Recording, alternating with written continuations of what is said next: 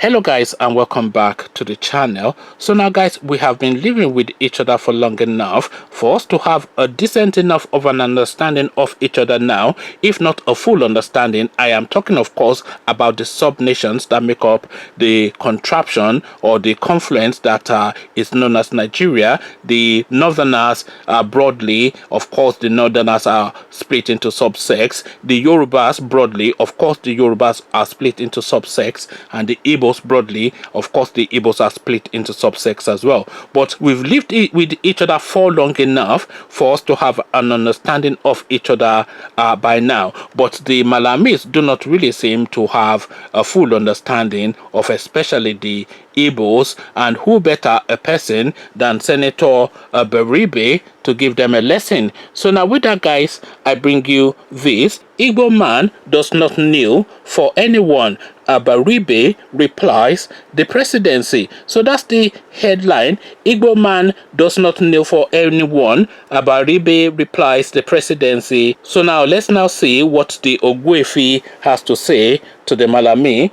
The senator representing Abia South Senatorial District, Eyinaya Abaribe, has replied presidency over its statement that he, Abaribe, has no right to call for President Muhammadu Buhari's resignation. In his response, Abaribe said, "The Igbo man does not kneel for anyone except his chi. Chi is an Igbo word for a god." Ex-Minister of Aviation Chief Femi Fani-Kayode, who confirmed and disclosed Abaribe's response, commended his courage and stated how deep his love and respect for the Igbo race is. His words, "The Igbo man does not kneel for anyone except his chi." Senator Abaribe replies, "The presidency. I love this man and I love the Igbos. They are defiant, strong warriors, and I really dig that about them." Now, this is just showing Femi Fani-Kayode's age, because nobody uses the word dig anymore. I really dig it. I dig that. All that dig language is from the 80s. But then, of course, Femi Fani-Kayode is from the 80s. But we carry on. "They bow to no mortal, but only to God. Such a people cannot be crushed or broken." Meanwhile, Osita Chidoka, former Minister of Aviation, has replaced his Facebook profile with Abaribe's image. He called on Nigerians who loved what Abaribe did to do the same for 24 hours. So I am going to replace my Facebook image with this guy as well, because of course I'm in alignment with him, because Buhari really needs to be out of there as soon as possible. So now it goes on. Throwback. Yesterday, Abaribe said, "We did not vote the Inspector General of Police. We did not vote the Chief of Staff or any other security chief. We voted the government of APC in 2015 and re-elected them." At least that is according to Mahmoud Yakubu, because the Nigerian voters will probably tell you differently, but we carry on. "And re-elected them in 2019 because they told us they have the key to security. Today the APC government has failed because people are being killed anyhow. If you want to deal with the matter, you first go to the head. We can go to the APC government and ask this government to resign, and we want to tell the government that if it does not resign, we shall have no option than to go with stones to pursue it." Reacting, the presidency opined, "President Buhari to resign on what basis? Just because some character think that President Buhari should resign, then they expect him to quit. That call does not represent the opinion of the country. This is the opinion of an armchair critic known for making stray comments. If a leader like President Muhammadu Buhari needs to resign, there are millions of other Nigerians who need to resign, including Senator Abaribe, who unlocked the door to enable the escape of treacherous and treasonable suspects. He signed the bond for the court to release Nnamdi Kanu on bail, from which moment the suspect disappeared into thin air. Senator Abaribe has failed repeated deadlines to return Kanu to the court for trial, yet he has the effrontery with which to accuse someone of failing to the bidding of the law. This is a man who should have replaced the suspects he failed to produce in the correctional facility.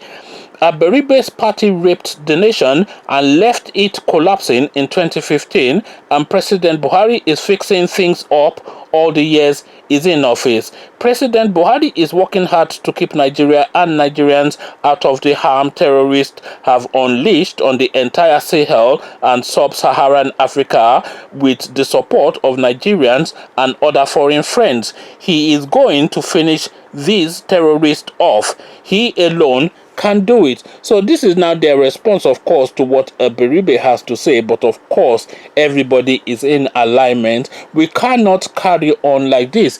And really, this restructuring that we have been talking about in Nigeria for a very long time is going to happen really effectively by the back door with this Mallam Buhari regime, because things are now progressing to that point where people are now having to resort to self-help. And that resorting to self-help is the first introduction into that resorting to self-help is what we're seeing manifesting within the southwestern regions of the country now, where they have now taken upon themselves the security of their own space with this Amotekun operation. So now, once this Amotekun operation takes shape and evolves, then of course then the southwestern regions, the Yorubas, will then look to what else they can do for themselves, because of course it is now clear that if they place themselves at the mercy of Mallam Buhari, then the brutality will be of epic proportions within the southwestern part of well, even the whole of the southern part of the country,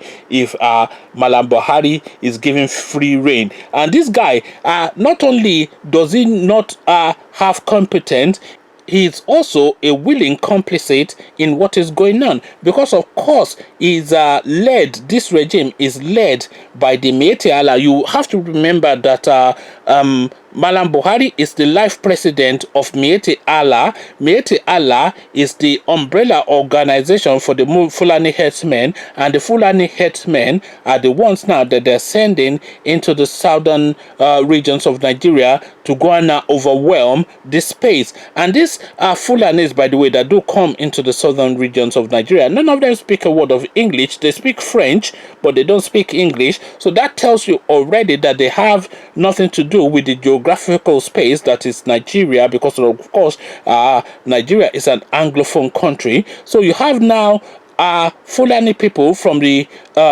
sub regions of that region, from the sub countries, some sub West African countries, coming into Nigeria and all the way through to Yoruba land. So now think of that journey that these people would have to make from Burkina Faso, from Niger Republic, from Chad, etc., wherever these people reside, and they're in their numbers in that region. Think of the journey that they'd have to make. They'd have to make the journey from their home country all the way through the northern part of the Nigerian space to end up in the southern part of the Nigerian space. And there's no security structure or apparatus challenging these heavily armed people coming in from all of those countries and cascading all the way through the northern part of Nigeria into the Yoruba space and into the Igbo space as well. So this is now what is going on. And of course, you cannot just sit by, idly by, and let these people overwhelm you. So of course, the Yorubas and the Igbos have to respond. And this response, of course, is what we are now seeing manifesting in this Amotekun. So this Amotekun will start off as a soft security response, and then once it has its footing, once it's fledged, then it will become fully fledged as a sort of pseudo-military organization that is armed to respond. Because what you will find is this Amotekun organization will be set up, and then of course the Fulanis will still be able to overwhelm them because they are carrying more sophisticated weapons than the Amotekun outfit.